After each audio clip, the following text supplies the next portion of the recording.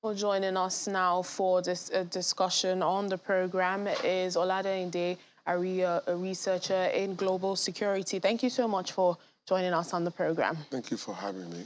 Well, let's begin with the counter-offensive that Ukraine has started to retake the region in Kherson, that's in the southern region. What do you think about this? Does this presuppose that it thinks, it has a military advantage now?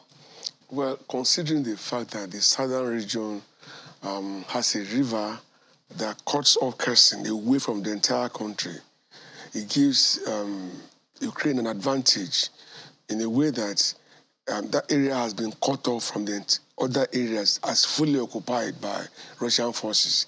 And they had the advantage of having the geographical knowledge of the environment. And I think, as they said yesterday, that they will be revving up their game plan and then they'll be able to send Russian forces out of the territory. It's important because the biggest power plant in Ukraine is within that territory. And as we talk now, it's occupied by Russian forces. So, they just have to do something about it. Well, on the other hand, Russia, which has said its military objectives have expanded and has resumed attacks in the Kyiv area. If you remember, early on in February, Kyiv was one of the main, the capital city that they were trying to get, but they couldn't. What do you think both sides are up to? Well, war is a competition. Just that this time around, this deadly competition that involves lives, properties getting destroyed. So much that the bridge that was destroyed by Ukrainian forces to still create problems for Russia. I just think, I was thinking that by now, efforts would have been at the highest level trying to bring this to a close. But situation whereby both sides, they're still increasing the armament and then taking the attack to a new level, just shows that the war is not about to come to an end. And even we see Western countries, pumping more support militarily the support Ukraine. Is still work in progress. Because I listened to the spokesman for Ukraine yesterday when he said that, yes, they enjoy their support and they pat on the back, but they need the weapons to fight the war. That it's not enough to express support, but the weapons should be available to their troops to confront Russia at the same level. Well, Western countries, they're now dealing with economic challenges and the economic impact of this war at home. How strong do you think their military and financial support for Ukraine will be and will eventually help? Okay. Ultimately, and beyond anybody's projection, Ukraine, at the start of the war, or the invasion rather, the thinking was we had a situation. Okay, but they've been able to hold back very largely. Remember, right now, there's grain blockage, whereby they cannot export. And they are right into the harvest period, okay? But unfortunately, the fields are not any safe for their farmers to move in. And that will record massive food wastage. Unfortunately, several countries, including Nigeria, are already suffering from these blockages. So to that extent, and don't forget that the only industry that sustained is the steel industry there, that despite all the bombings, they've been able to keep their own. So it's not going to be in favor of Ukraine anyhow at the end of the day. But if they are able to get the Russian ban on grain movement removed, then they may be able to hold on. But remember that they also have massive support from the European countries and their allies. So to that extent, they still have an edge over Russia.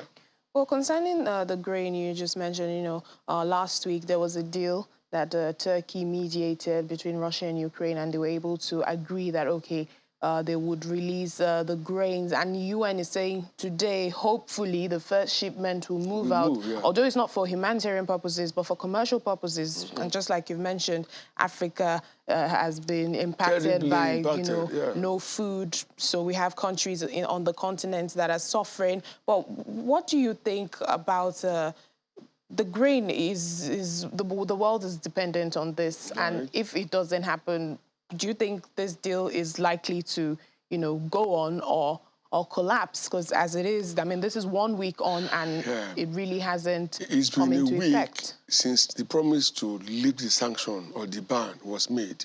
Until now, it's not been affected. To that extent, some parts of the world that rely heavily on grain from Ukraine may end up experiencing food insecurity, famine, and of course, there might be mass sickness and mass death as well. Yeah, there have been warnings from the United Nations. But you see, my problem basically all along that I've been looking to all these things is what is the role of UN? How well are they giving account of their presence? You know, so much, virtually every country in the world who are members of the UN, they pay annual dues, subvention, all of that. And if this could happen between Ukraine and Russia and UN till date, for all I care, I've not been able to stem the tide and bring the war to a foreclosure. And it's not looking like it's going to end anytime soon. When I read about the prisoner exchange, okay, I thought that might also create a channel for advanced conversation. But both Ukraine and Russia, they are denying that there's no proposal on it. But the UN has, you know, I mean, America went on to announce that they will be releasing Brittany and Paul for this guy, Victor Boot. Yes. So perhaps if they can achieve that, it might create a platform for further discussion that may lead to the war's foreclosure. Because that should be the ultimate position. I mean, for as long as the war continues, it's in nobody's interest, especially African countries, not minding their distance, you know, to Ukraine and Russia, who are terribly affected. Now, talking about that prisoner swap, do you really see this happening? Because Russia is already saying, you know, this kind of discussion should have been held in private, but, you know, we're hearing about, so there's a proposal, there's no proposal. Do you really see this happening? We're in an information age, and whatever you do in your corner gets reported globally. Technology has changed the dimension of things. Whether openly discussed or privately discussed, the aim will be to achieve the release. Because according to what I read on Brittany, she said she wasn't giving quality representation, that accusations laid against her were written in Russian, and that they were not interpreted to her clearly enough. So, like, she was lost, okay? And she's been there now since February. Yeah. And remember that Victor has been in jail now for about 11 years. So either way it goes, they both have, you know, you and I know what Victor does for a living anyway. And maybe Russia will need the services as well. You never can say. Because he's a renowned global dealer in arms and ammunition who has flouted so many guidelines of the UN, of death. You know, on so many territories, including Sierra Leone, selling arms to Al-Qaeda, to Taliban, and all of that. So it may be, for me, a step in the right direction towards stemming the tide. Well, let's talk about Turkish drones now. Russia wants to buy Turkish drones, but the sanctions mean that this could put Turkey in hot water. And we know Turkey is one of the mediating countries in this war. If this buying deal should go ahead, will such a deal give Russia an edge? Well, we no longer have physical warfare as it was in the days of the Bible. Now, war is tech-based. Definitely, it will give them an edge. In the last 72 hours, they fired so many sorties from Belarus, another country entirely. But it won't be in the interest of Turkey, okay, to go ahead and do this, because this war will end one day. And when it ends, how would they be able to rebuild relationship with Ukraine? Because they're being seen now as openly supporting the aggressor, which, of course, is not going to be welcomed by Ukraine or any nation, for that matter, that has sympathy for Ukraine. So I don't know how they will wriggle out of it, but if they should go ahead and do that, well, because right as we talk now, 20% of the landmass in Ukraine is occupied by Russia. And maybe they will never want to release that portion to Ukraine at the end of the day. I wouldn't know, but definitely it won't favor Ukraine.